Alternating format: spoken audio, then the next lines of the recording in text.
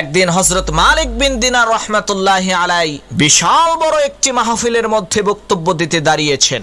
এমন সময় তার সামনে থাকা শ্রোতা মণ্ডলীর মধ্য থেকে একজন শ্রোতা দাঁড়িয়ে বলতে লাগলেন, হে মালিক বিন দিনার, আমরা আপনার বক্তব্য পরে শুনবো, আগে আপনি আমাদের এই প্রশ্নের উত্তর দিন। কয়েক বছর আগেও আমরা আপনাকে দেখেছি আপনি মাল খেয়ে টাল হয়ে রাস্তায় রাস্তায় ঘুরে বেড়ান, এমন কোনো আকাম কোকাম নাই যেটা আপনি করেন নাই। আপনি তো ছিলেন অশালীন আর গুনাহগার লোকদের অন্তর্ভুক্ত এক অন্ধকার জগতের পথযাত্রী। হুজুর, কোন জিনিস আপনাকে ওই অন্ধকার জাহান্নামের পথ থেকে এই জান্নাতের আলোর পথে নিয়ে আসলো, দয়া করে আমাদেরকে বলুন। তখন হযরত মালিক বিন দিনার রাহমাতুল্লাহি আলাইহি বললেন, ভাইরা আমার, আপনারা সবাই ঠিকই শুনেছেন, আমি আসলেও মদ্যপান করতাম। মদ খাওয়া ছাড়া আমার রাতের বেলায় ঘুম হতো না। একদিন রমজান মাসে শবে কদরের রাতে মদের দোকান বন্ধ ছিল। তখন আমি এক দোকানদারকে অনেক অনুরোধ করে এক বোতল মদ নিয়ে বাড়িতে এসে দেখতে পেলাম আমার স্ত্রী নামাজ আদায় করছে। আমি তখন আস্তে করে মদের বোতলটি টেবিলের উপরে রাখলাম। এমন সময় আমার 3 বছরের বাচ্চা মেয়েটি দৌড়ে আমার কাছে আসার সময় টেবিলের সাথে ধাক্কা লেগে মদের বোতলটি টেবিল থেকে পড়ে ভেঙে গেল। এই দৃশ্য দেখে আমার সেই অবুঝ বাচ্চা মেয়েটি খিলখিল করে হাসতে লাগলো। আমি আমার সেই মেয়েটিকে অনেক ভালোবাসতাম, তাই আমি তাকে কিছুই বললাম না। সেই ভাঙা মদের বোতল ফেলে দিয়ে ঘুমিয়ে গেলাম। সেই রাতে আমার আর মদ খাওয়া হলো না। এরপর কেটে গেল 1 বছর। 1 বছর পর আবার এসে গেল রমজান মাসের সেই লাইলাতুল কদর। আমি আমার অভ্যাস অনুযায়ী প্রতিদিনের মতো সেদিনও একটি মদের বোতল নিয়ে ঘরে এসে মদের বোতলটিকে ওই টেবিলের উপরে রাখলাম। হঠাৎ করে ওই বোতলটি দেখে কান্নায় আমার বুক ভেঙে পড়ল, কারণ গত 3 মাস আগেই আমার সেই বাচ্চা মেয়েটি ইন্তেকাল করেছে।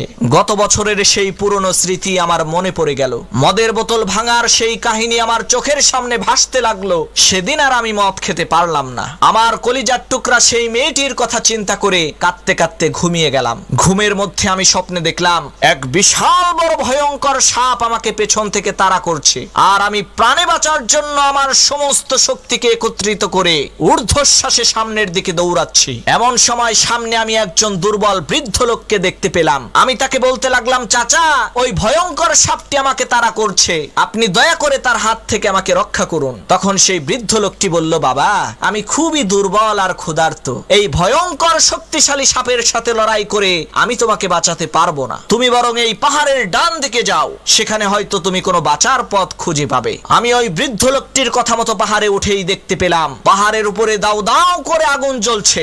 আমি তো পড়ে গেলাম মহাবিপদে। সামনের দিকে আগুন আর পেছনের দিকে ভয়ঙ্কর বিশাল আকৃতির সাপ।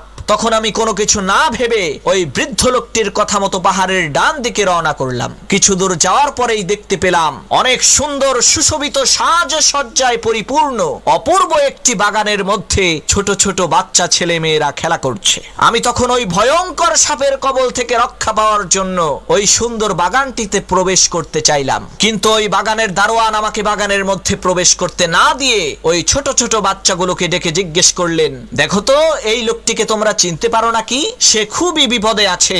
এই ভয়ঙ্কর সাপটি তাকে এখনই খেয়ে ফেলবে, নয়তোবা আগুনের মধ্যে তাকে ফেলে দেবে।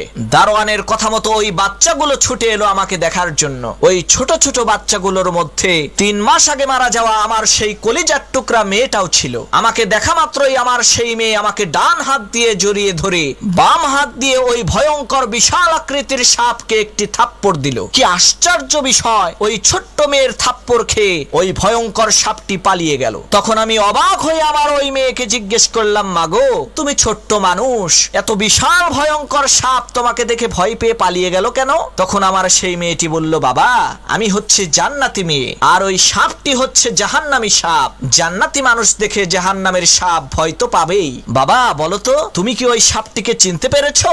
তখন আমি বললাম, না মা, আমি তো ওই সাপটিকে চিনতে পারিনি। তখন আমার মেয়ে বলল, বাবা শোনো, ওই সাপটি হচ্ছে তোমার নফস, তোমার অন্তরের কুপ্রবৃত্তি। বাবা, তুমি তো আল্লাহর দাসত্ব না করে তোমার নফসের দাসত্ব করেছো। তোমার নফস যখন যা চেয়েছে তুমি তখন তাই তোমার নফসকে দিয়েছো। তোমার নফস চেয়েছে মদ খেতে, তুমি মদ খেয়েছো। তোমার নফস চেয়েছে অশালীন গুনাহের কাজ করতে, তুমি নফসের চাহিদা অনুযায়ী তাই করেছো।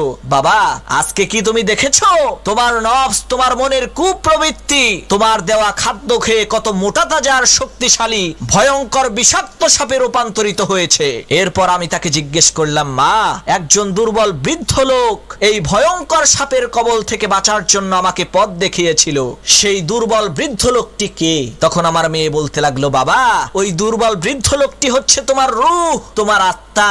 তুমি কখনোই তোমার আত্মাকে খাবার খেতে দাওনি, এজন্য তোমার আত্মা খুবই দুর্বল আর রোগাক্রান্ত হয়ে গেছে। আল্লাহ রাব্বুল আলামিন মানুষের দেহকে যেহেতু মাটির নির্যাস থেকে তৈরি করেছেন, এ কারণে ওই মাটির মধ্যেই মানব দেহের সমস্ত ধরনের খাবার, ক্ষুধা নিবারণের সমস্ত ধরনের উপকরণ, নারী গাড়ি বাড়ি সবকিছুই ওই মাটির মধ্যেই দিয়ে দিয়েছেন। কিন্তু আল্লাহ রাব্বুল আলামিন মানুষের রূহকে, মানুষের আত্মাকে কিন্তু মাটি থেকে তৈরি করেননি। এ কারণে মাটিতে থাকা কোনো উপকরণ দিয়ে আত্মার ক্ষুধা নিবারণ করা সম্ভব না।